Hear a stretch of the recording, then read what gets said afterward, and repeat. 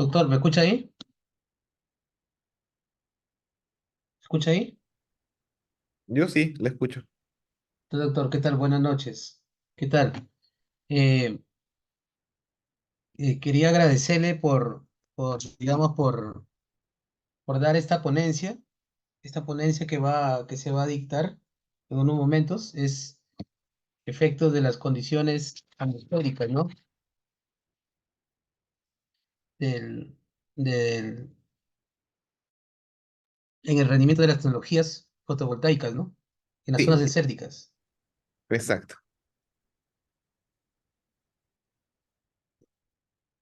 Ya, bueno, Pedro, digamos, él le comentó que ha tenido un poco un previsto y bueno, ahorita está que lo soluciona, pero igual lo voy a presentar.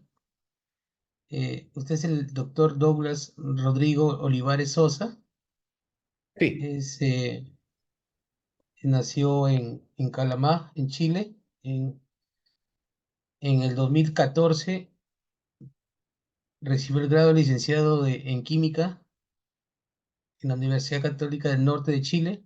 Obtuvo el grado de magíster en desarrollo energético en la Universidad de Antofagasta en el año 2016, en Chile también.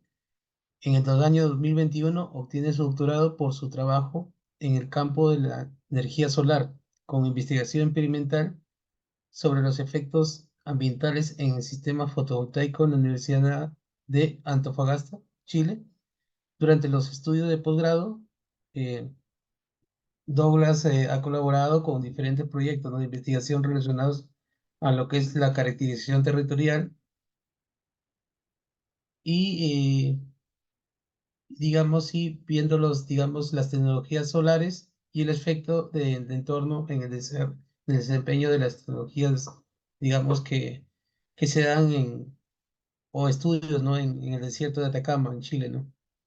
Usted es actualmente coordinador del área de caracterización territorial de radiometría en el Centro de Desarrollo Energético de la Universidad de Antofagasta, Chile, y también es profesor núcleo, ¿no?, de los programas de magíster y doctorado en energía solar.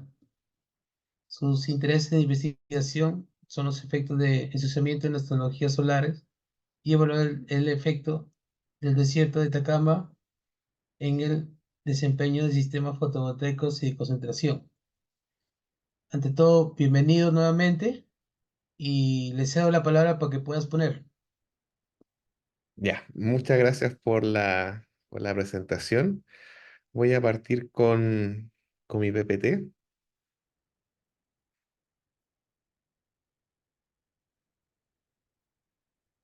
Ya, ¿se ve? Sí, se ve, se ve. Ya, perfecto.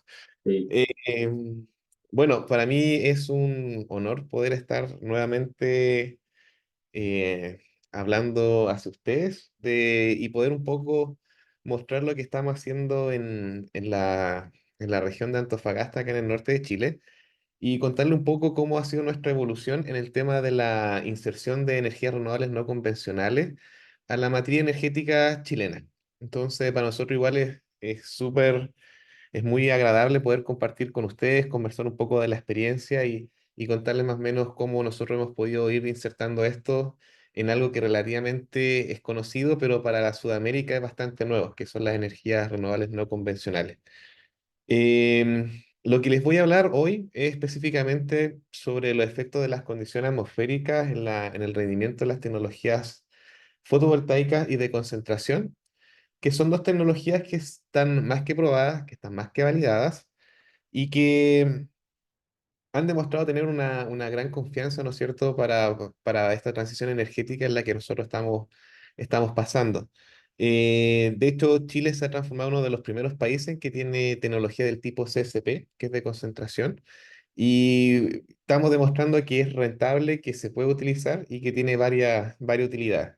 Y la fotovoltaica está además comentarles de que ya tenemos bastante experiencia con lo que es la fotovoltaica y ya los costos de fabricación a esto de que la fotovoltaica se transforme en un líder, ¿no es cierto?, en energías renovables no convencionales.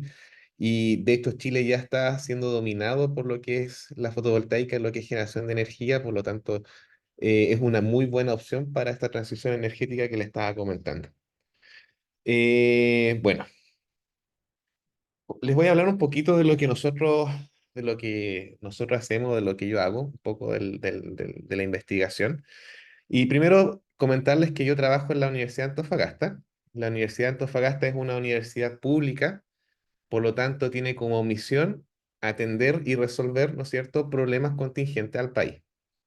Y uno de estos problemas que tenemos nosotros como país es la carencia de energía. Nosotros somos un país que que no tenemos, ¿no es cierto?, las materias primas para poder desarrollar, por ejemplo, combustible, perdón, fósil, para tener gas, etcétera. Y siempre estamos dependiendo de los vecinos, ¿no es cierto?, de nuestros países vecinos, que nos puedan vender y exportar y importar, ¿no es cierto?, estas materias.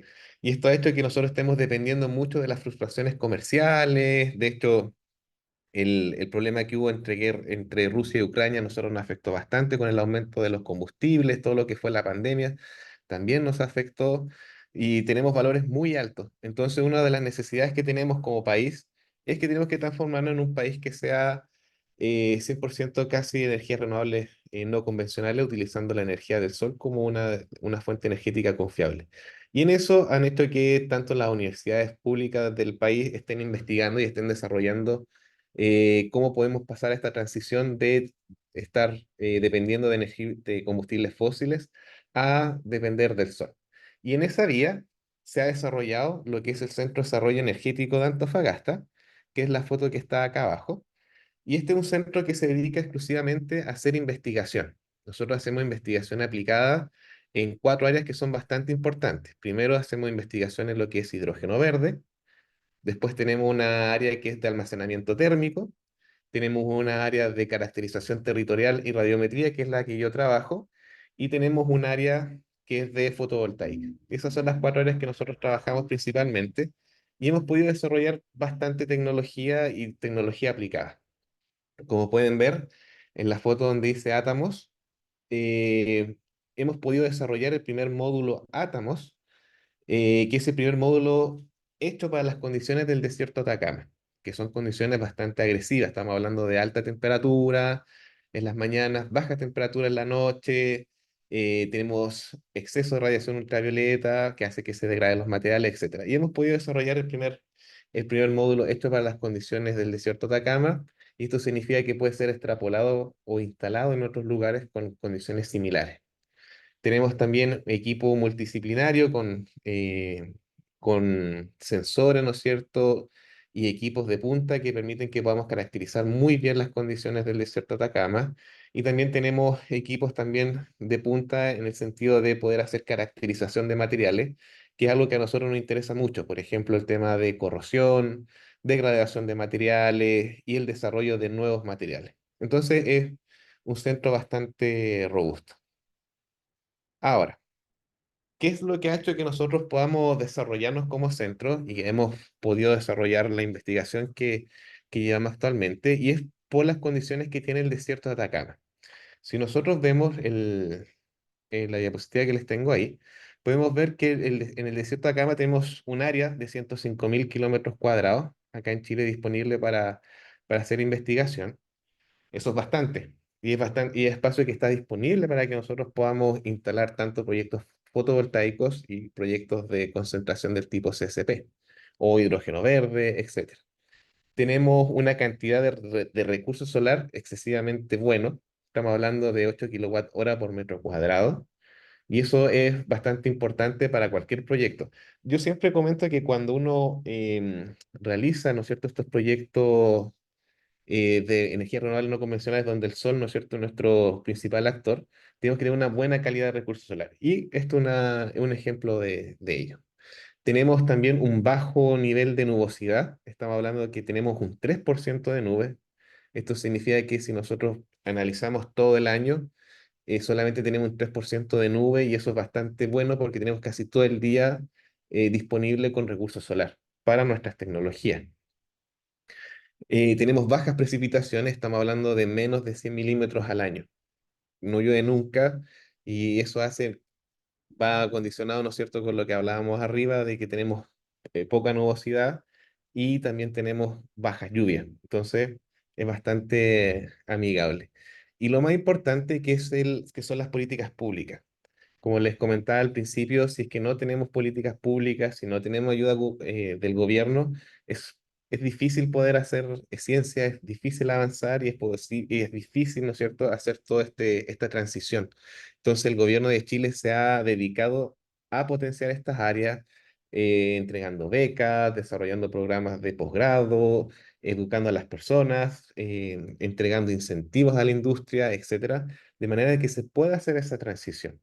Y esa transición la podemos ver en las gráficas que están a su derecha, a la derecha de mi presentación, y podemos ver que en el primer gráfico, la región donde yo vivo, que es la región de Antofagasta, está la matriz energética dominada principalmente por lo que es energía solar fotovoltaica.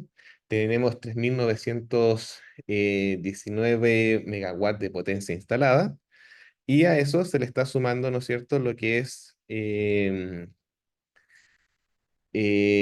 termosolar, que tenemos 108 megawatts de instalado, y tenemos una potencia neta instalada en la región de 3.770 megawatts a la fecha. Ahora, este número es un poco más alentador para el próximo año, porque estamos hablando de que esto va a aumentar en un 60% ya con los proyectos que están aprobados, que están en construcción y que están en etapa de prueba. Entonces, es un gran número bastante importante de energía renovable, perdón, de energía solar fotovoltaica y termosolar que está instalada en la región. Y esto no solamente se ha visto en la región de Antofagasta, la región de Atacama, la región de Tarapacá, Arica Parinacota, Metropolitana, la región del Maule. Casi todo Chile en parte está dominado por lo que es energía fotovoltaica. Ahora, la evolución de la energía renovable no convencional, especialmente lo que es termosolar y lo que es fotovoltaica, ha crecido exponencialmente en los últimos 10 años. Si vemos en el gráfico de la derecha, en el inferior, originalmente teníamos 442 megawatts de potencia instalada de energía solar fotovoltaica en el año 2009. Sin embargo, para el año 2014 ya estamos hablando de 16.880 megawatts de potencia instalada. Hemos crecido bastante y ese crecimiento que hemos tenido también ha traído dificultades. Y esas dificultades están en que el desierto de Atacama tiene condiciones muy únicas. Así como todos los países tienen condiciones únicas, el desierto de Atacama tiene condiciones bastante especiales. Y eso ha hecho que estas tecnologías que se instalaron y que ya habían sido probadas en otros lugares, hayan tenido que ser estudiadas nuevamente. ¿Ya? Más adelante les voy a explicar un poco de las cosas que hemos tenido que investigar porque son problemas reales que nos hemos encontrado y que son propias, ¿no es cierto?, del desierto de Atacama. Ahora, en lo que es proyecto de Torre Central, como les había comentado al principio, tenemos la primera planta en Sudamérica, que es Cerro Dominador, que tiene una potencia de 110 megawatts de potencia. Y es una planta que principalmente estaba pensada para hacer de torre central, pero a medida que ha ido evolucionando la tecnología fotovoltaica y los costos de fabricación y producción de ellos han bajado, han hecho de que se pueda hacer un híbrido entre los proyectos. Por lo tanto, lo que es Cerro Dominador, que originalmente se tenía pensado para hacer de torre central, ahora se le ha sumado lo que es fotovoltaica y está trabajando de manera híbrida. Ya está en operación. Sin embargo, tenemos 6 proyectos más que también están aprobados, pero aún no están en la etapa, ¿no es cierto?, de empezar a desarrollar. Se espera que cuando ya estén estos 6 proyectos funcionando, tengamos 115 megawatts de potencia instalada solamente de lo que es CSP de concentración. Como pueden ver acá, esos proyectos están considerados desde La Serena hasta Arica, considerando todo, ¿no es cierto?, lo que es el desierto de Atacama por sus condiciones favorables y todo lo que les había dicho. Entonces, es bastante bueno, porque tecnología que se ha instalado en España como SCP está siendo importada, está siendo traída, perdón, a Chile y se ha demostrado que tiene buenos números, que funciona. Por lo tanto, tenemos que empezar a atender esta cantidad de proyectos y los problemas que se van a generar por la instalación de estos nuevos proyectos. ¿Cuáles son los problemas que se pueden generar por estos proyectos? Principalmente están relacionados con lo que son los parámetros atmosféricos de una localidad. Cuando hablamos de los parámetros atmosféricos, existen varios, pero en el caso de del desierto de Atacama, tenemos problemas con lo que es la humedad, ¿no es cierto? Nosotros tenemos un fenómeno que se llama la camanchaca, y la camanchaca es una nieblina que se inserta en el desierto de Atacama producto del Océano Pacífico. Entonces, cuando dicen que el desierto de Atacama es uno de los desiertos más áridos del mundo, sí, pero también tenemos fenómenos de humedad bastante importantes.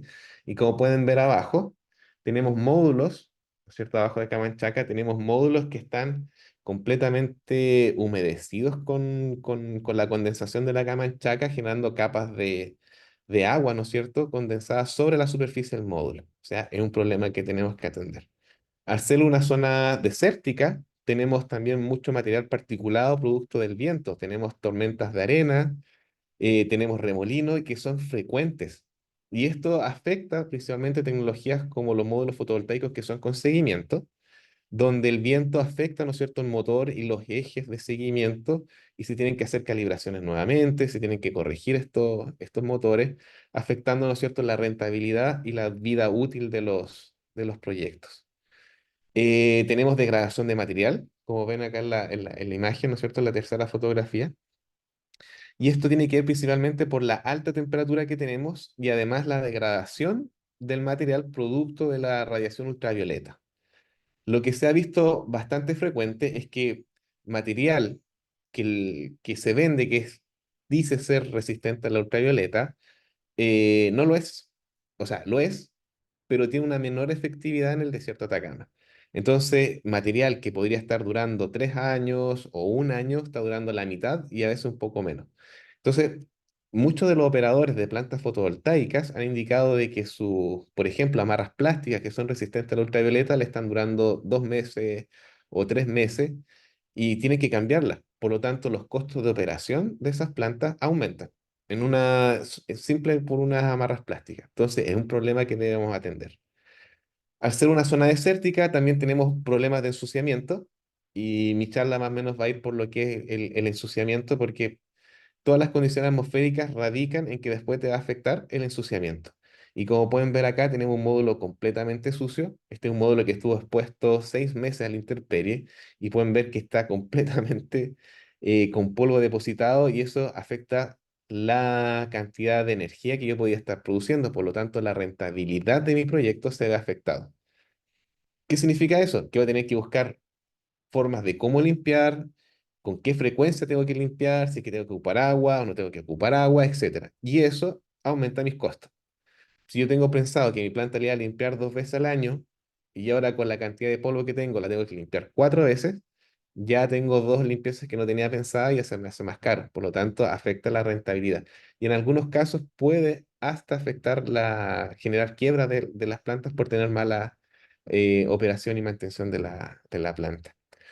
También tenemos el problema de la atenuación atmosférica. Como podemos ver ahí, tenemos una planta de torres central, ¿no es cierto?, del tipo CCP, y vemos que se pueden ver los rayos de luz. En teoría nosotros no deberíamos verlo, porque es luz, pero el hecho de que nosotros podamos ver esos rayos de luz es porque hay mucho polvo, y el hecho de que haya polvo también hace una atenuación de la cantidad de radiación que yo podía estar reflejando, por lo tanto es menor la cantidad de energía que puedo estar produciendo. Ahora, ese rayito de luz que está a la derecha corresponde a helióstatos que se desenfocan para no generar tanto calor y también saturar la torre. Y uno de los últimos efectos es que tenemos suelos salinos, altamente salinos, y estos suelos costrosos que tiene el desierto de Atacama también genera muchos efectos que los vamos a ir viendo más adelante para no hacerle un spoiler de la presentación. Ahora, en el desierto de Atacama, especialmente en Chile, tenemos una industria fuertemente marcada por la industria minera y por la industria energética.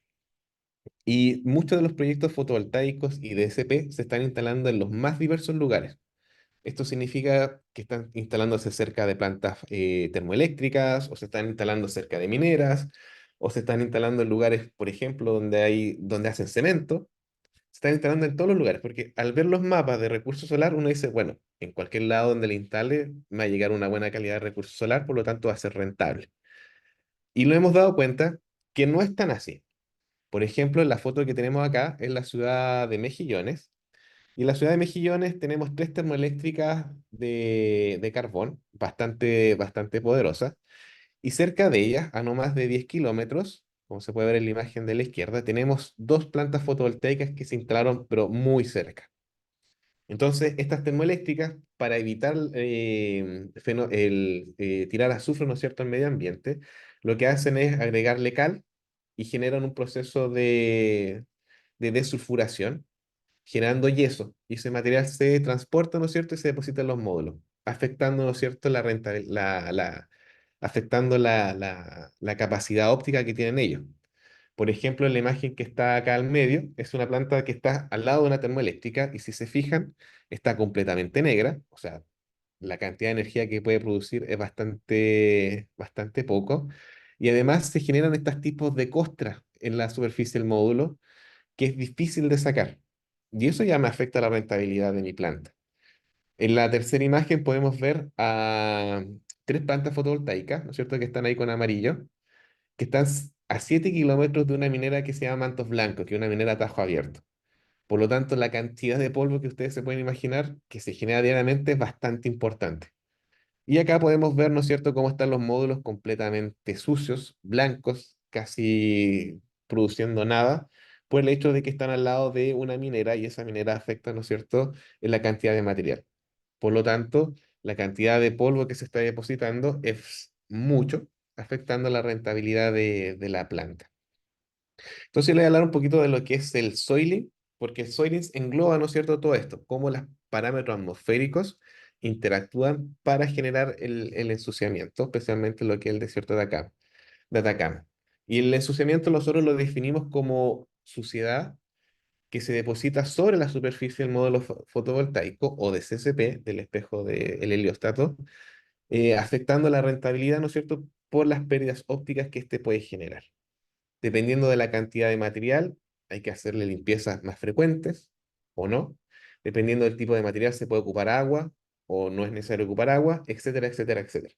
Y eso va dependiendo de las condiciones atmosféricas para generar ciertos fenómenos que vamos a ir hablando más adelante. Ahora, ¿cuáles son los grandes problemas que genera el ensuciamiento y por qué nosotros nos enfocamos en el ensuciamiento? Primero, tenemos pérdidas económicas en la producción. Si nosotros tenemos ensuciamiento, o tenemos capas, tenemos bloqueadores solares que hacen de que la cantidad de recursos solar que está disponible, estos 8 kWh metro cuadrados que les comentaba al principio, va a ser mucho menor. Por lo tanto, eh, es menos lo que yo puedo producir. Y eso me afecta, ¿no es cierto?, lo que yo tenía pronosticado generar. Me genera problemas. ¿Cuál es el otro problema que tenemos? Tenemos costos económicos porque tengo que buscar formas de mantener mi planta. Eso significa que tengo que invertir en técnicas efectivas para mitigar. Y esto es bastante interesante porque muchas empresas europeas, asiáticas, proponen soluciones porque en sus lugares ha funcionado. Por ejemplo, colocar pinturas anti-soiling que se ocupa bastante y dicen, bueno, en el desierto de España ha funcionado, en el desierto de Marruecos ha funcionado, así que tengo un certificado que dice que mi producto funciona. Pero cuando llegan al desierto de Atacama, no funciona. Y eso es porque tenemos mucha radiación ultravioleta, degradadas estas pinturas, y esta pintura que debería haber durado 3 meses está durando una semana. Entonces, ese costo, ¿no es cierto? De hecho, se ve acá, uno visita las plantas fotovoltaicas y tienen galones de pintura, toneladas de pintura que se le van a colocar a los módulos y no se han podido utilizar porque es más caro pintarlos que tenerlos guardados. Entonces, mucha de buscar técnicas efectivas va relacionada con conocer las condiciones que tiene su planta. Entonces, muchas de las recomendaciones que se traen del extranjero no han sido bien aplicadas en el desierto de Atacama y eso ha traído que se tengan que buscar nuevas formas, que haya más la inversión de dinero, etcétera. También tenemos pobres prácticas en lo que es la operación y mantención de plantas fotovoltaicas. Principal ocupan un agua como recurso y de hecho salió un estudio que dice que la cantidad de agua disponible acá al 2050, agua dulce que puede ser utilizada, se va a reducir en un 30%. Por lo tanto no es un recurso que se debería estar malgastando. Entonces, em, estas pobres prácticas, perdón, pobres prácticas también van relacionadas por no conocer las condiciones donde estoy trabajando. En el caso del desierto de Atacama, tenían como regla de que se deberían limpiar los paneles solares con agua a las 12 del día y ahí se hacía la mantención. Entonces a las 12 del día es cuando tenemos cercano a un poco más al mediodía solar, por lo tanto tenemos una mayor cantidad de temperatura.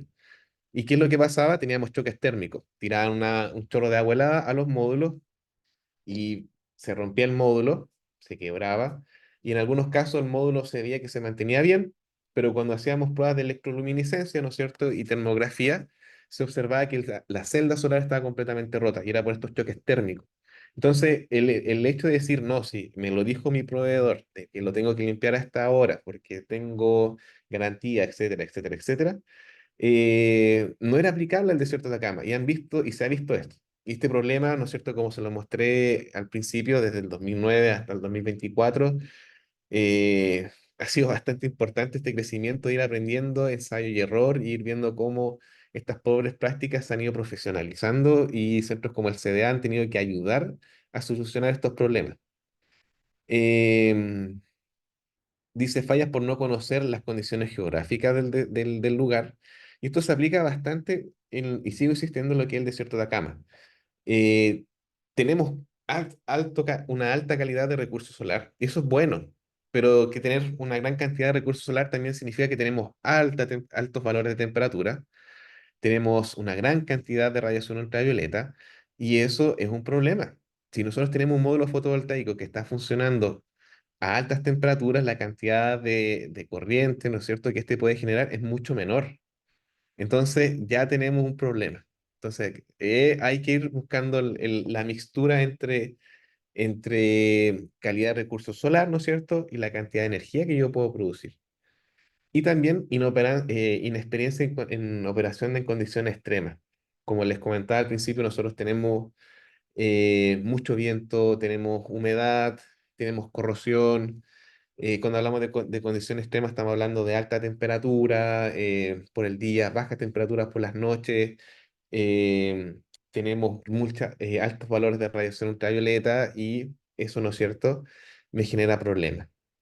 Ahora, un estudio presentado el año pasado por un investigador que es bastante conocido, que se llama Clement Ilse, en una de sus publicaciones indicó que el efecto del ensuciamiento afecta en un 3 a un 4% lo que es la producción mundial. O sea, no estamos hablando de que es un problema puntual, sino que es un problema real que va a afectar la rentabilidad de su planta y que esto se traduce en pérdidas de entre 3 a 5 trillones de euros. Eso es lo que puede producir el efecto del ensuciamiento y el no conocer las condiciones de operación de mi planta.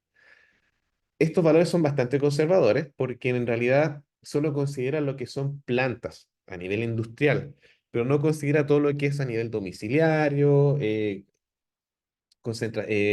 instalaciones islas, ¿no es cierto?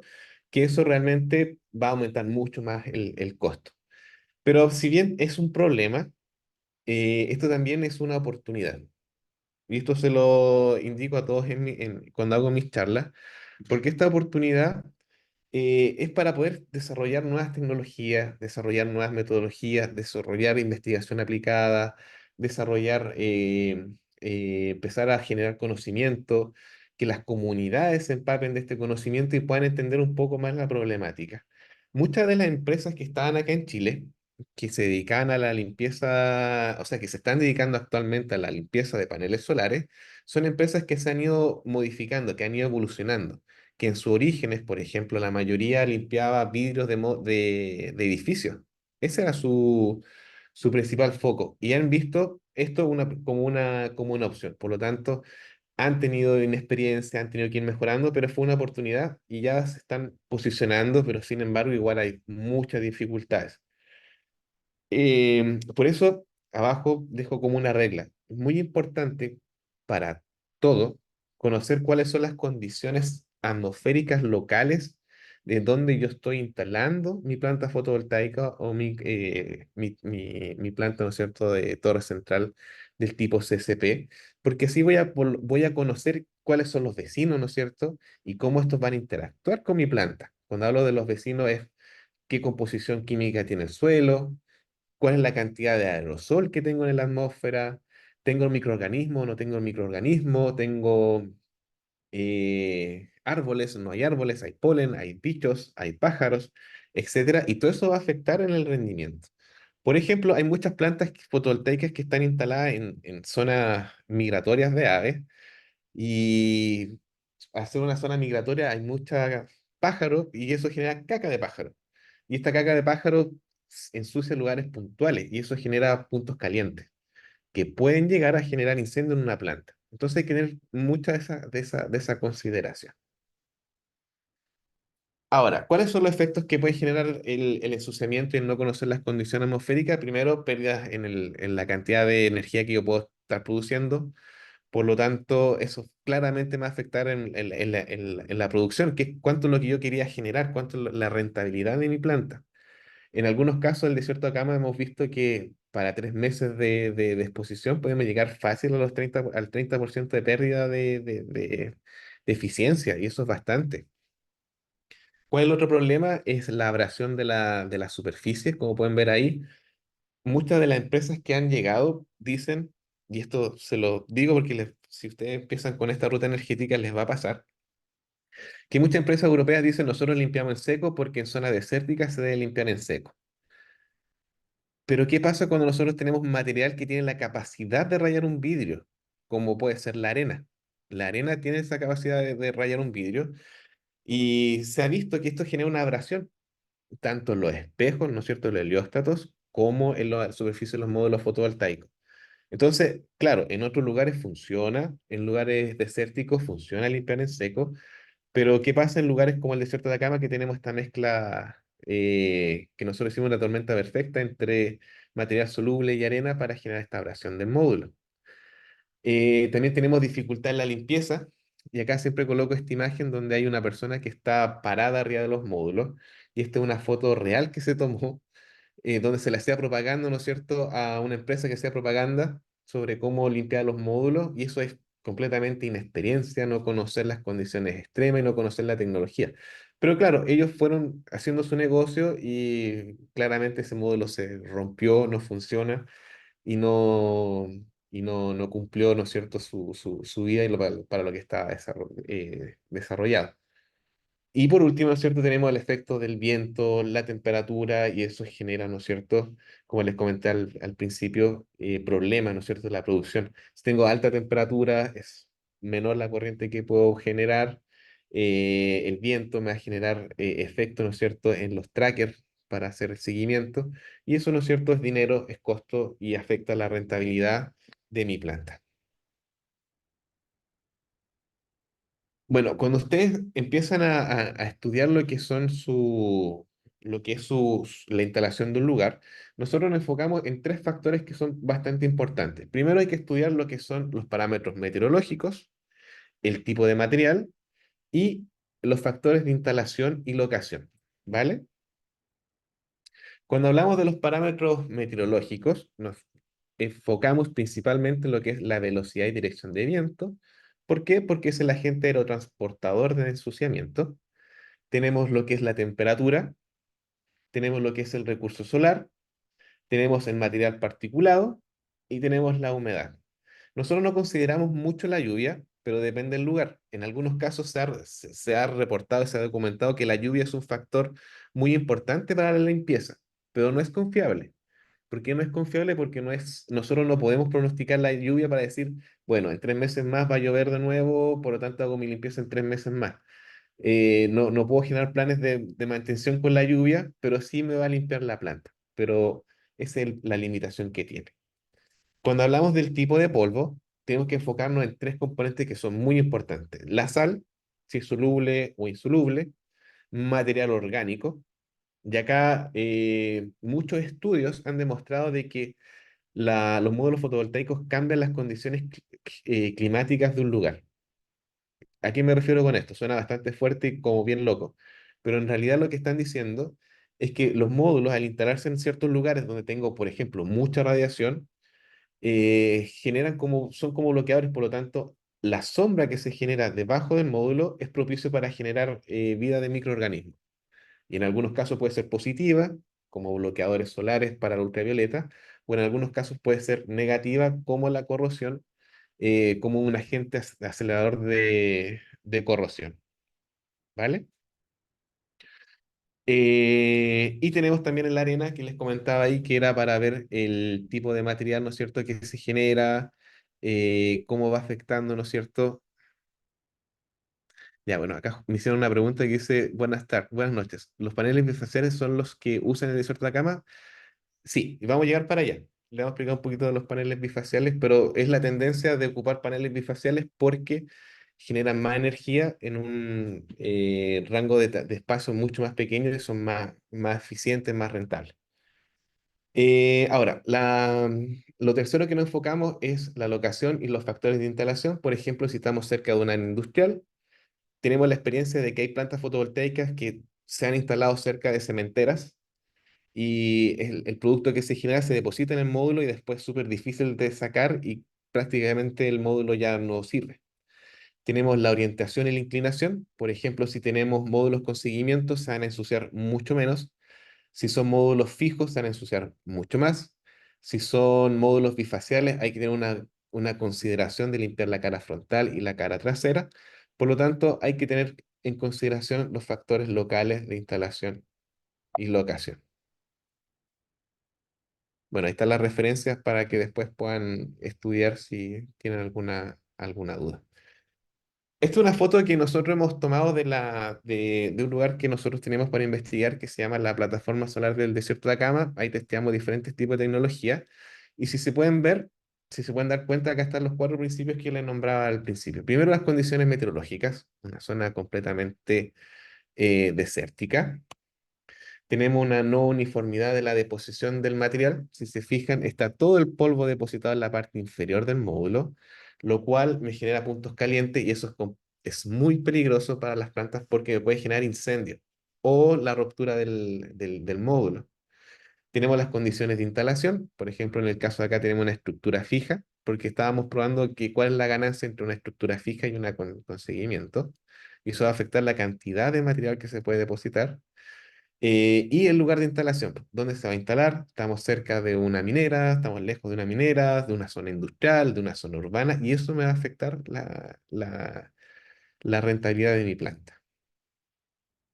Esto lo vamos a pasar súper rapidito, pero más o menos es cómo se ensucia un panel y un espejo. Primero tenemos el efecto de las condiciones locales, como por ejemplo el viento, donde es un agente aerotransportador y selectivo. Dependiendo de las velocidades de viento, él va a levantar más partículas de cierto tamaño o menos partículas, pero más finas, etcétera. Entonces, el viento es un agente aerotransportador y es el principal agente para transportar el ensuciamiento.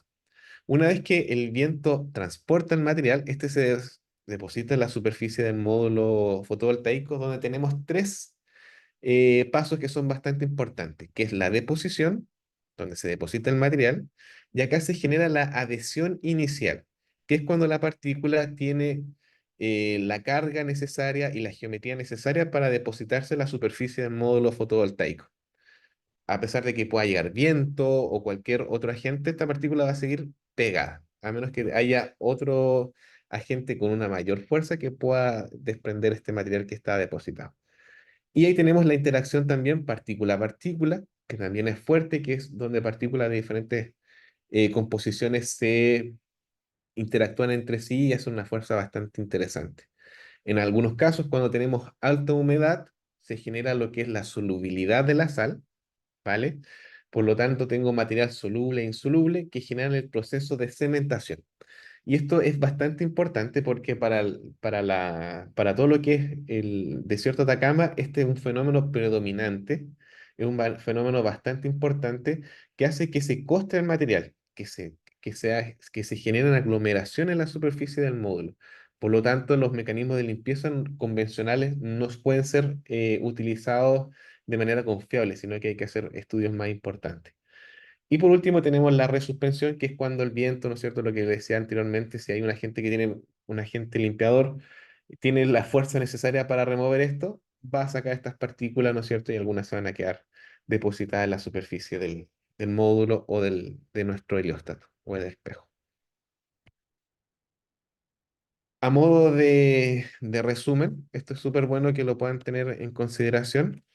Em, Estos son los pasos de deposición que le hablaba. Tenemos la deposición, la adhesión inicial, la acumulación de polvo, tenemos la cementación y tenemos la resuspensión. Y ahí me queda un poco mal la diapositiva, pero si se fijan, todo está relacionado con los parámetros atmosféricos. Por ejemplo, si yo quiero estudiar la adhesión inicial, tengo que evaluar la humedad y la temperatura. Si yo quiero evaluar la resuspensión del material, tengo que tener en consideración la humedad, la temperatura y la velocidad y dirección de viento y la lluvia. Y así uno va haciendo el match. Y si se fijan, la interacción y los mecanismos y parámetros físico-químicos que hay son parámetros físico-químicos y de instalación son bastantes. Por lo tanto, estudiar el soiling y el efecto de las condiciones atmosféricas se considera casi una tarea titánica debido a que cada condición tiene sus condiciones ideales, tiene sus condiciones de instalación, tiene sus condiciones atmosféricas, etcétera.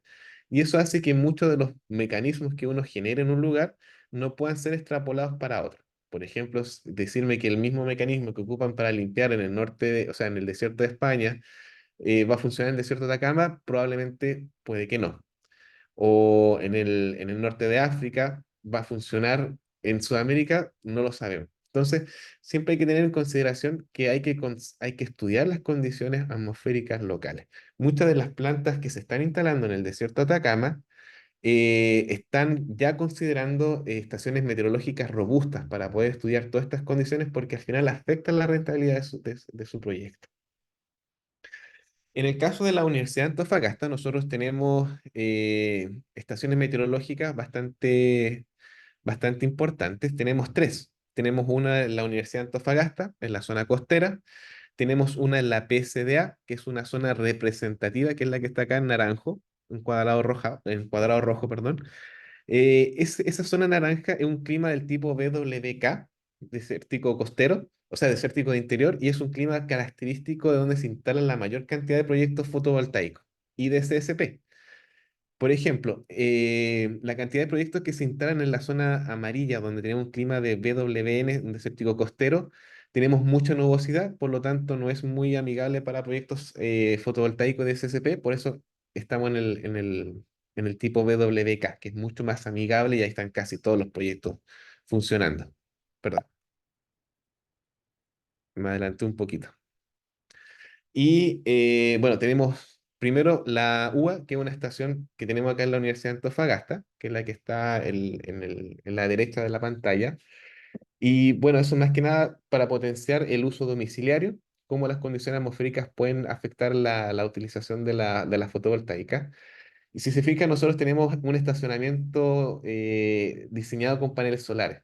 Entonces le estamos dando un valor agregado y saber cómo las condiciones atmosféricas van a afectar el rendimiento de esto. Tenemos la PSDA, que es la que está acá arriba, que es la que es la plataforma solar, y acá nosotros testeamos, piloteamos y probamos diferentes tipos de tecnología para después llevarla a un nivel de escalamiento más importante. O si es que hay alguna persona o alguna empresa, perdón, que quiera instalar su tecnología y quiere probarla y ver cómo se va a desempeñar, la puede instalar acá y nosotros hacemos los estudios correspondientes. Si se fijan, tenemos instalaciones en vertical, tenemos instalaciones fijas, tenemos instalaciones con seguimiento, tenemos diferentes tipos de módulos, tenemos módulos bifaciales, módulos monofaciales, tenemos módulos en PERC, PERC+, mono o policristal, ¿no es cierto? Entonces vamos probando ahí cómo se van desarrollando. Y cada una tiene su estación meteorológica. Y por último, tenemos la planta Lactur, que es nuestra planta emblema, que es una planta industrial se donó a la Universidad de Antofagasta para que pueda hacer sus pruebas. Entonces, todo lo que nosotros llevamos a nivel de pilotaje ya lo podemos probar, ¿no es cierto?, ya a nivel industrial. Entonces, estamos generando investigación, se está generando todo esto. Ahora, todo esto tiene que estar relacionado con mediciones de parámetros atmosféricos que son claves para nosotros, como son el recurso solar, la cantidad de aerosoles que pueden haber en un lugar, medir cómo los aerosoles afectan la atenuación atmosférica, medir el soiling ratio, ¿no es cierto?, que es la cantidad de soiling que se deposita en un lugar, medir la humedad relativa, la temperatura, medir los espejos.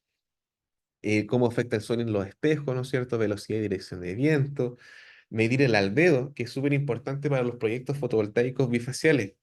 Si se fijan acá en la foto de esta estructura Soylent, es un suelo blanco, por lo tanto, la cantidad de radiación que puede reflejar es bastante importante, por lo tanto, módulos bifaciales que se instalan ahí tienen una muy buena ganancia energética.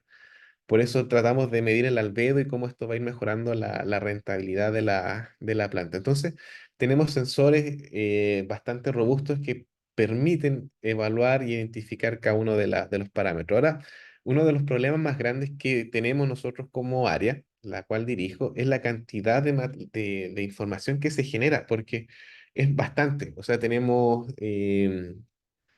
mediciones promedio por minuto durante 6 10 años de mediciones constantes. Entonces, tenemos que generar protocolos para saber si es que la data que se está generando es correcta, si tiene la capacidad de ser bancable, que eso significa que puedo llevar mi data hacia un banco y decirle que me pueda prestar dinero para poder instalar mi proyecto porque la cantidad y calidad de recursos solar que está ahí es adecuada.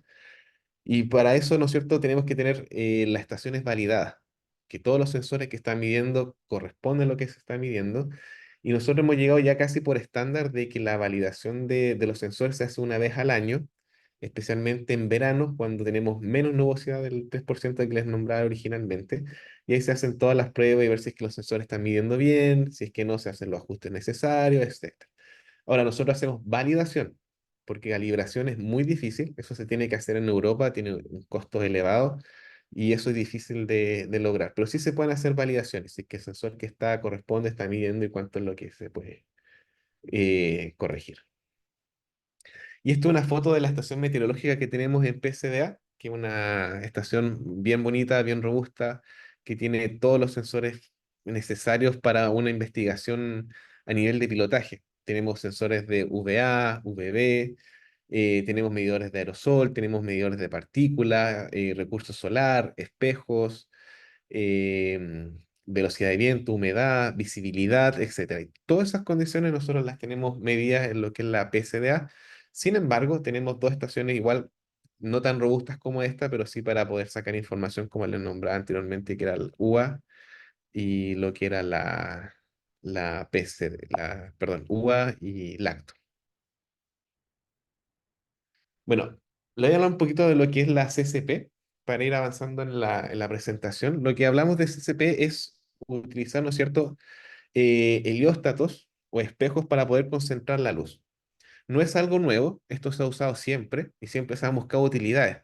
La primera vez que se registró fue en el año 200 antes de Cristo, especialmente con el asedio de Siracusa. Para los fanáticos de los Mythbusters, ellos lo trataron de hacer, lo trataron de simular, y era un poco difícil, pero sí pudieron generar altas temperaturas. Según los registros históricos, lo que se hizo fue apuntar helióstatos hacia los barcos, ¿no es cierto? Con el calor que se generó lo incendiaron. Entonces, el primer registro. El segundo registro que tenemos, o sea, registro, perdón, pero de alto impacto fue el de Leonardo da Vinci, donde hizo un concentrador, ¿no es cierto?, con reflectores lineales con a 6 kilómetros de longitud, ¿no es cierto?, en el cual él pensaba que podía generar alto calor, especialmente para lo que es tinte de ropa, de cueros, etcétera. Y ahora ya en el 1914 ya se desarrolló la primera central termosolar de canales parabólicos que se hizo cerca del Cairo. Fueron 5 filas de 62 metros de tuberías de vapor. eh, y fue ya empezó a realizarse y ya se empezó a practicar. Entonces no es una tecnología nueva, sino que es una tecnología que ya se ha estado utilizando de alguna u otra forma para otros métodos. Cuando hablamos de concentración, tenemos cuatro tipos de tecnologías que son las más utilizadas. Tenemos cilindro parabólica, donde son helióstatos, ¿no es cierto?, curvos, y pasan por el medio de ellos, ¿no es cierto?, un tubo con un fluido caloportador, el cual absorbe esta radiación del sol, ¿no es cierto?, reflejada para poder almacenar energía. Tenemos la segunda tecnología, que es la Fresnel, donde tenemos cientos de espejos que están apuntando hacia una tubería con un mismo fluido caloportador, el cual va ganando, ¿no es cierto?, energía y, ¿no es cierto?, la podemos utilizar para generar energía, perdón, corriente. Tenemos la disco stealing, que es donde nosotros apuntamos, ¿no es cierto?, la radiación hacia un punto para hacer mover un motor que se comprime, se comprime, se descomprime por el calor que se genera. Y por último tenemos el de torre central, que es uno del estudio que les voy a presentar ahora, donde los helióstatos apuntan hacia una torre central para recibir la radiación del sol y calentar el fluido caloportador que se utiliza, que puede ser agua o puede ser sal. Principalmente se está utilizando ahora lo que son sales fundidas porque tienen una capacidad calorífica mucho mejor. Acá podemos ver ya en condiciones reales, donde tenemos cilindro parabólico, tenemos helióstatos, tenemos del tipo Fresnel y tenemos del disco Stiller. El que nosotros tenemos, que se usa bastante en Chile, es lo que es de torre central, como les comentaba, lo que es cerro dominador. Tenemos Fresnel en lo que son las mineras y también tenemos cilindro parabólico. Disco Stirling no tenemos mucho porque una es muy caro y es una tecnología relativamente eficiente, pero muy cara en comparación con lo que podríamos estar generando con lo que son parabólicos o lo que es disco torre central o lo que es de Fresnel.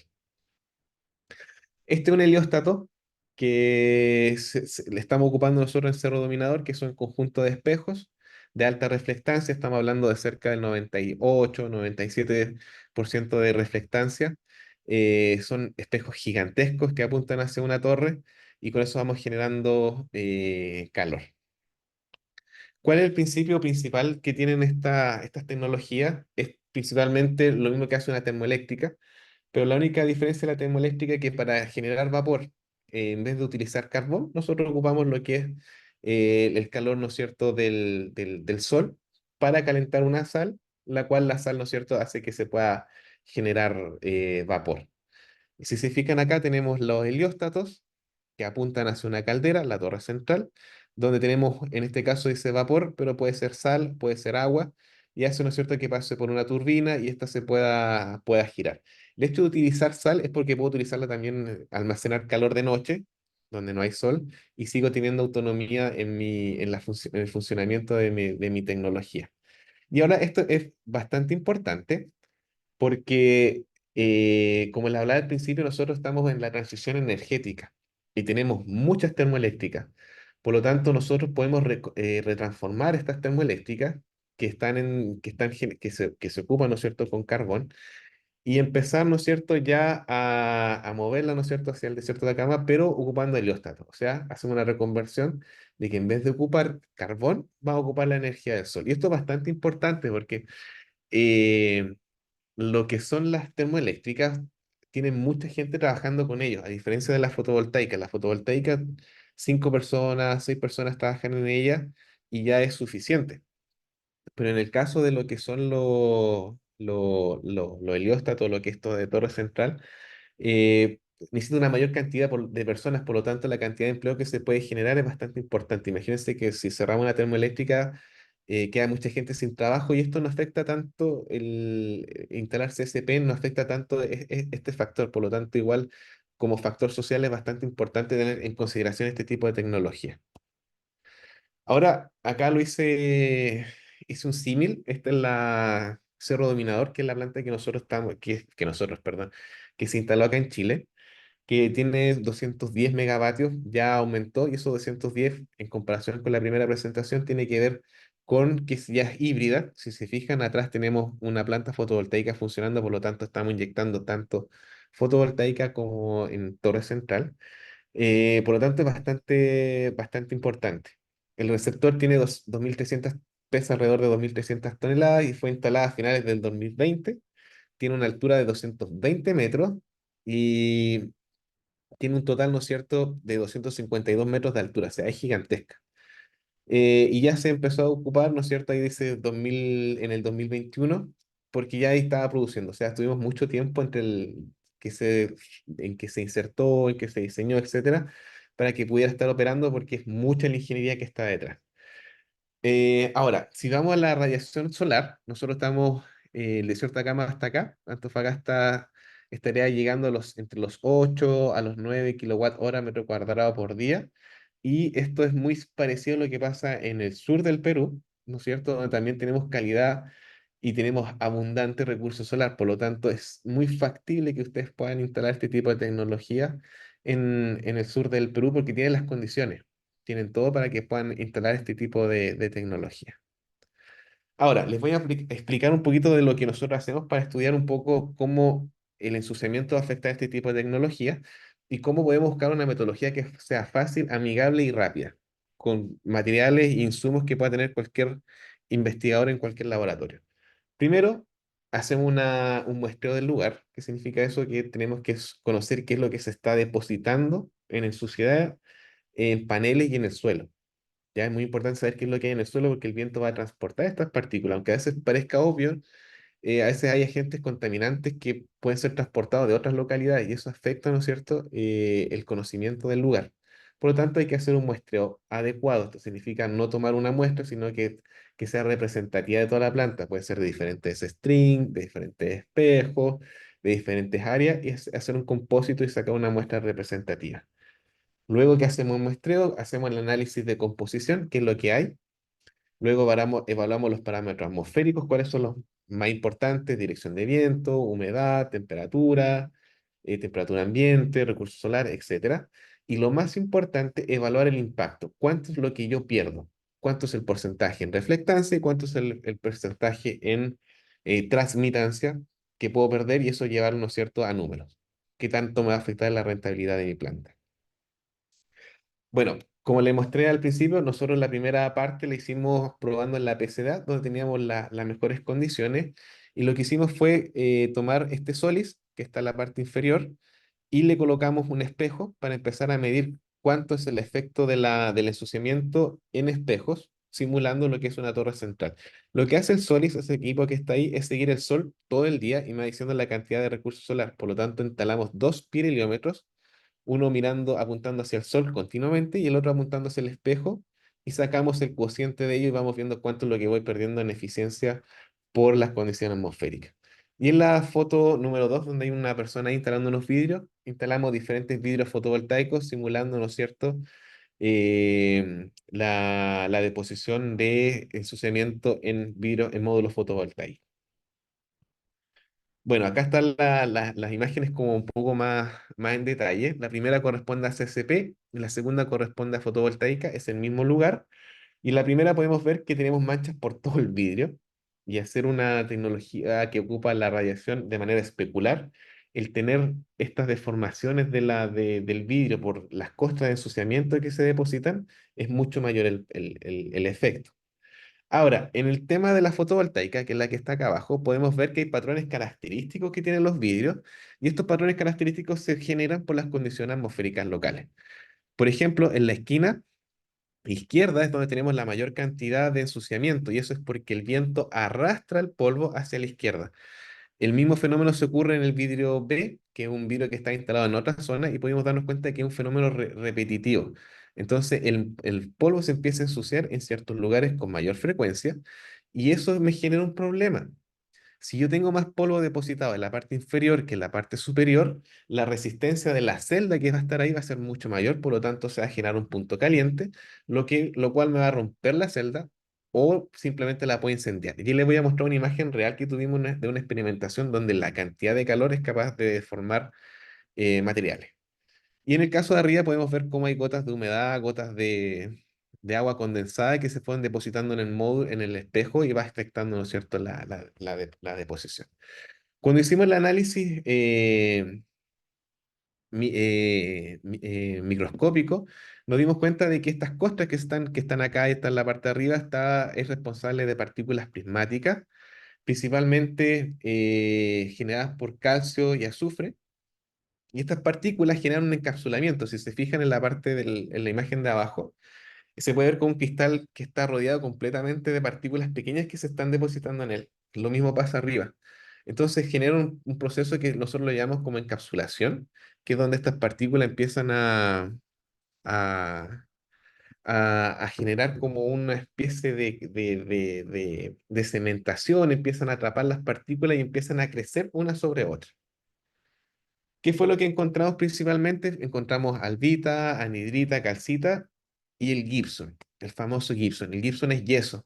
Entonces estas partículas prismáticas que eran de calcio y azufre principalmente es yeso. Entonces nosotros al tener partículas solubles, al interaccionar con la humedad, estas se solubilizan en la noche, aumentaba la temperatura al otro día, recristalizan y empezaban a generar este encapsulamiento. Por eso el desierto de Atacama es bastante costroso, porque es un fenómeno que ocurre también en los suelos. Entonces, ese fenómeno que nosotros veíamos en el suelo está ocurriendo también en la superficie de los módulos. Por eso hay que estar bien atento a las condiciones atmosféricas del lugar, porque lo que va a ocurrir en el lugar es muy probable que va a ocurrir en la superficie del módulo, pero a nivel microscópico. También nos dimos cuenta que la cantidad de material que se depositaba tanto en el vidrio, en el espejo como en el vidrio fotovoltaico, el tamaño de partícula era menor a 30 micrómetros. Ahí está la mayor cantidad. Y eso es súper importante porque es partículas demasiado finas. Estamos hablando de PM20, PM10. Y es donde existe la mayor cantidad, o sea, son las partículas que generan una mayor pérdida de producción de energía. Partículas más finas, mucho más pérdida que las partículas que son mucho más grandes. Entonces, tengo una pregunta.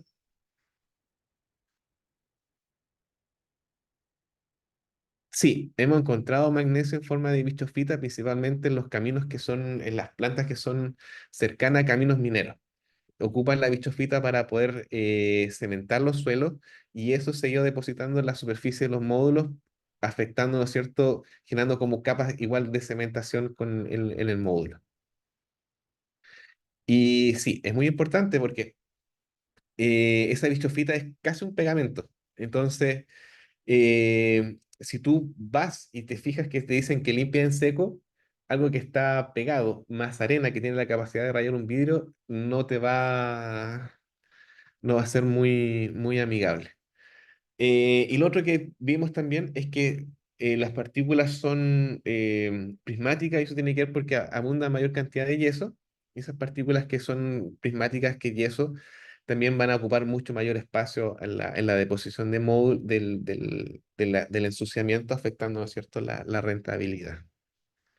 Ahora, vimos las condiciones atmosféricas y son bastante estables. Nosotros estudiamos las 4 estaciones del año y las 4 estaciones del año podemos ver que el comportamiento es muy similar.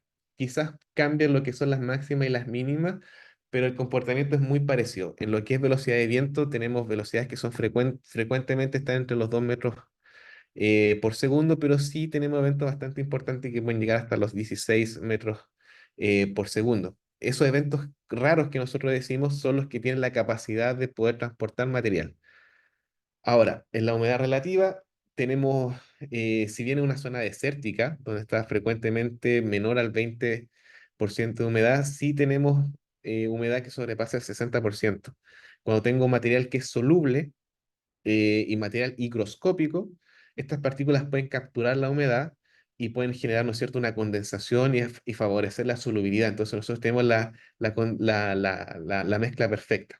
Y en el tema de temperatura, tenemos temperatura extrema. Estamos hablando de -5 grados Celsius y de -5 pasamos a 35 o 40 grados Celsius al mediodía. Por lo tanto, tenemos temperatura para condensar la humedad y temperatura para secar la humedad. Por lo tanto, tenemos procesos de secado y solubilidad durante el día. Por eso se ve que el suelo es bastante costroso, porque este proceso entre secado y humectación hace que los cristales de yeso, especialmente compuestos solubles, recristalicen, se solubilicen, se recristalicen, se solubilicen, y por eso el desierto de Atacama tiene, no existe, no predominan las dunas, sino que predomina lo que es muchas costras en el suelo. Ahora, si nosotros mezclamos todo esto como en una licuadora entre la temperatura, la humedad y la costosidad de la sal, podemos darnos cuenta de que lo que es la reflectancia podemos llegar hasta un 47% de pérdida. O sea, el espejo en su capacidad que tenía para reflejar pierde un 47%. Y eso es bastante para 202 días de exposición. Eso es mucho. Ahora, si comparamos con lo que es fotovoltaica, nos damos cuenta que podemos llegar hasta un 30% de pérdida. Y si nosotros lo sectorizamos, podemos llegar incluso entre el 27, perdón, 27, 30% de pérdida por sector, especialmente donde se acumula mayor cantidad de polvo. Cuando les dije que teníamos que tener cuidado, acá está la foto a la derecha donde teníamos unos portamuestras y que el punto caliente producto del portamuestra generó que se quemara esta portamuestra y si se ven acá está negro, completamente negro, y el de al lado está como que no le hubiese pasado nada. Y eso es por las altas temperaturas que genera. Entonces los módulos sí pueden llegar a incendiarse y ya se ha documentado que se incendian por la generación de puntos calientes. Por lo tanto, tener soiling localizado puntual en ciertas áreas va a aumentar, ¿no es cierto?, la temperatura y es un factor que hay que considerar. Por eso, mucha de la investigación que se hace ahora para estudiar el ensuciamiento ocupan drones con cámaras termográficas, porque con eso van sacando fotos por sectores y en cierto lado donde hay mayor temperatura me está diciendo que probablemente pueda que tenga mayor acumulación de polvo y no haga una limpieza total de la planta, sino que haga una limpieza sectorizada. ¿Qué es lo que hicimos después? Hicimos un estudio para evaluar cómo afecta el ensuciamiento ya, pero en distintas zonas comunes, que puede ser una área industrial, donde están las termoeléctricas, que es el cuadrado en rojo. Tenemos en verde, que es una zona urbana, donde está la Universidad de Antofagasta, y tenemos una zona de pilotaje, una zona desértica donde puede instalarse cualquier planta. Y vamos viendo cuál es el comportamiento entre los tres y cuál es el efecto que podría tener las condiciones atmosféricas en la deposición.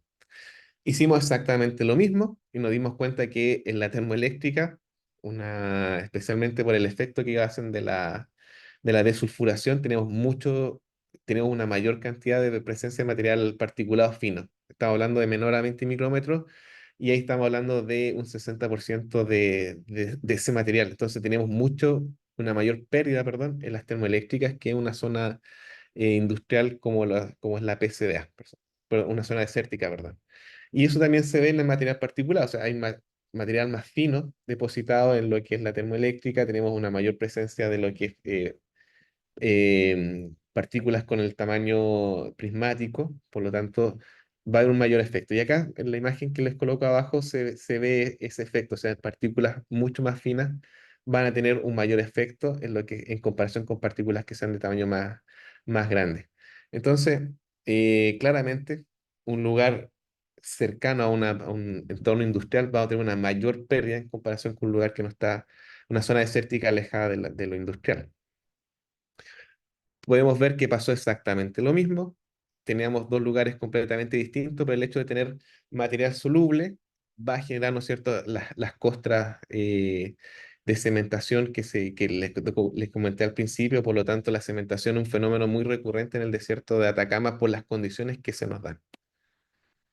Ahora, empezamos a probar en diferentes tipos de lugares y demostramos que el entorno industrial sí tiene un efecto incluso a 31 kilómetros de distancia de la zona de origen del contaminante. Y hay que tener en cuenta también eso, o sea, cuánto es lo que el viento puede transportar, hacia dónde lo está transportando y si es que mi planta donde la he puesto va a ser afectada por estas condiciones industriales que pueden afectar, ¿no es cierto?, el rendimiento de mi planta. Ahora, hicimos una comparación, ¿no es cierto?, en lo que se depositó tanto en la planta termoeléctrica como en la zona urbana y en el desierto de Atacama, y nos dimos cuenta que principalmente lo que es la zona industrial es la más sucia. Luego viene la zona urbana y por último tenemos la zona desértica. Y esto es un poco, se podría decir obvio, pero no necesariamente, porque en la termoeléctrica obviamente va a tener una mayor cantidad de polvo en suspensión. Lo mismo va a pasar con las mineras, ¿no es cierto? A trajo abierto, que van por las explosiones que ellos generan, ¿no es cierto? Tronaduras, movimiento de tierra, etcétera, generan mucha mayor contaminación. Y las zonas urbanas también, por el movimiento, ¿no es cierto? Por el flujo, ¿no es cierto?, de vehículos, todo lo que son los combustibles, ¿no es cierto?, generan una mayor cantidad de ensuciamiento. Y en cambio, perdón, en la zona desértica no tenemos estos efectos, sino que están instaladas lejos, ¿no es cierto?, de cualquier alteración y solamente están afectadas por las condiciones atmosféricas del lugar. Ahora, si tuviéramos tormentas de arena más recurrentes, probablemente este gráfico cambiaría, pero en función a las características del desierto de Atacama, que es costroso, ¿no es cierto?, el aumento de ensuciamiento va a depender del entorno donde está. Si está cercano a una zona industrial, qué tanto contaminante estas pueden generar. Por eso les comentaba de que estar al lado de una cementera o como preguntaban ahí, tener bichos fita claramente va a afectar el rendimiento de una planta y por eso hay que buscar nuevos mecanismos o formas de poder limpiar que sean adecuadas. En el caso de lo que era la termoeléctrica, llegamos a pérdidas superiores al 23% en tramitancia. Entonces, esos son valores bastante importantes para la rentabilidad de una planta. Ahora, para ir adelantando y acelerar un poco, Como les comentaba, nosotros tenemos, cuando se hace la deposición y se hace estas costas de cementación, se generan tres capas principalmente, la capa A, la capa B y la capa C. La capa A es la primera que se deposita. Bueno, cuando uno limpia el panel, la primera que se deposita. Luego tenemos la capa B, que es la que se deposita sobre la capa a medida que va aumentando el tiempo. Y tenemos la capa C, que es la última que se deposita sobre la superficie de los vidrios fotovoltaicos. Y es la más fácil de sacar porque es la que tiene menos interacción y menos tiempo entre el vidrio y partículas. Sin embargo, esas capas A y la capa B están formadas por material soluble que ha generado la cementación y que ha encapsulado material como el cuarzo o la ortoclase. Tanto el cuarzo como la ortoclase, ¿no es cierto?, en el desierto de Atacama es muy abundante y tiene un valor entre 7 y 6 en la escala de Mohs. Eso significa que tienen la capacidad de rayar un vidrio. Entonces acá viene una de las preguntas que siempre nos indican. Dicen que para zonas desérticas, por regla, debería de limpiarse los módulos fotovoltaicos en seco. Sin embargo, el hecho de tener material cementado para el desierto de Atacama esto no aplica, a menos que se hagan limpiezas diarias con robot y evitamos que se forme la costra. Pero si es que se forma la costra, es muy probable que vamos a tener una abrasión acelerada de tanto del helióstato como de los vidrios fotovoltaicos y eso claramente va a afectar la vida útil del módulo. ¿Qué es lo que nosotros hemos hecho? Hemos podido desarrollar ya una metodología, ya tenemos estudiado bastante lo que es el desierto de Atacama, desde Arica hasta Antofagasta, y ya conocemos la composición química de diferentes lugares y ya podemos saber cómo limpiar, si vamos a ocupar agua, no vamos a ocupar agua, vamos a trabajar en seco, cuál es la frecuencia de limpieza, qué tecnología es más adecuada para ser instalada en el desierto de Atacama. Por ejemplo, vamos a instalar módulos bifaciales, monofaciales, van a ser del tipo PERC en PERC, ¿no es cierto? Y lo más importante, ¿cuándo limpiar?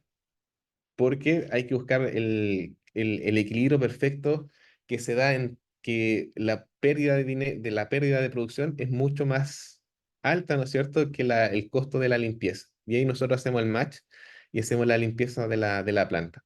Ahí va a depender si es que vamos a ocupar agua, no vamos a ocupar agua, etcétera, etcétera, etcétera. Entonces, en conclusión, primero es necesario conocer la fisicoquímica del ensuciamiento. Siempre les digo a todos, conozcan el ensuciamiento, conozcan quiénes son los agentes que están depositados y cómo estos van a afectar, ¿no es cierto?, la deposición. Conocer cuáles son los métodos de deposición que hay en el lugar, porque, por ejemplo, si está predominado por lo que son componentes biológicos, probablemente se puede ocupar agua. ¿Qué pasa si es que tengo fecas de ave, etcétera? Es necesario conocer los métodos y también conocer el ensuciamiento y cómo esta afecta, ¿no es cierto?, la planta para tener planes de operación y mantención bastante adecuados para poder prolongar la vida útil de mi módulo. Que eso al final es lo que nosotros estamos buscando.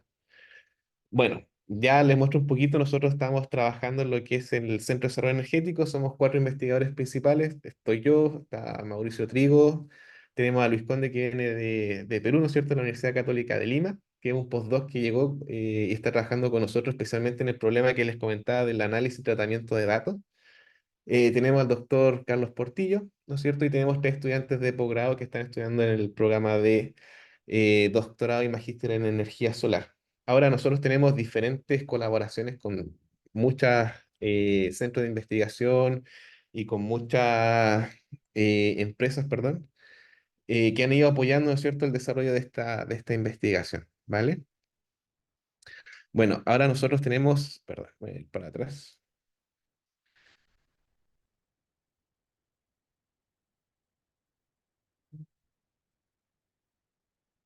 Bueno, me pregunto, dice, una consulta, ¿actualmente existe alguna política en Chile, así como en España, que permita vender energía sobrante o que promueva el desarrollo de sistemas fotovoltaicos con inversión de parte del Estado chileno? Mira, lo que se hace no es muy parecido en España. Nosotros podemos inyectar energía, si tienes módulos fotovoltaicos, puedes inyectar energía y puedes disminuir el valor del costo de tu boleta o de lo que tú has consumido, pero no es como que tú puedes venderle, sino que te hacen un descuento de lo que tú has producido. Y sí, hay muchas políticas que ayudan a que se instalen módulos fotovoltaicos. De hecho, las grandes empresas lo que hacen es comprar una cierta cantidad de módulos y estos módulos que se compran vienen libres de impuestos, por lo tanto no tienen que pagar un impuesto y eso hace que sea más rentable y que se puedan desarrollar ese tipo de tecnología. Bueno, para terminar, tenemos nosotros dos programas de posgrado. Tenemos el doctorado en energía solar y tenemos el magíster en energía solar, por si están interesados. El doctorado en energía solar es un programa que está acreditado por las normas chilenas.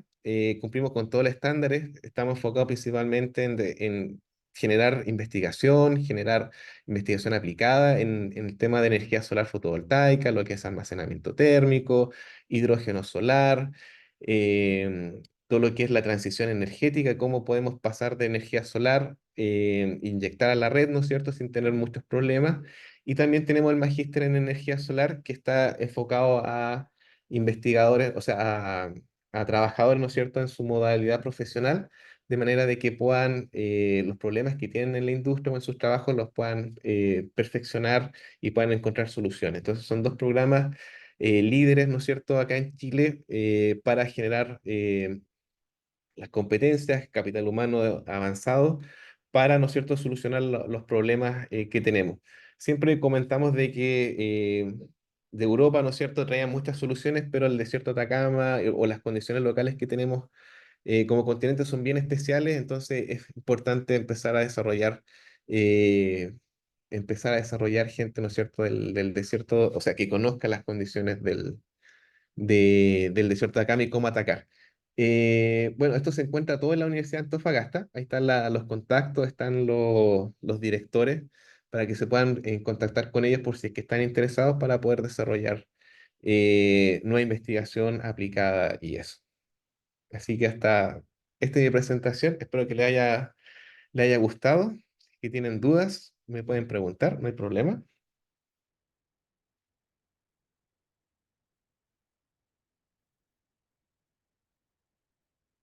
¿Alguna duda, consulta? Hola Douglas, Douglas, ¿escuchas ahí? Ahí escucha a alguien. Douglas, ¿qué tal? Hola. Una pregunta, ¿estos programas son así de manera presencial o semipresencial? Los programas Para los son que están interesados, los programas son presenciales, tanto el magíster como el doctorado, acá en la ciudad de Antofagasta.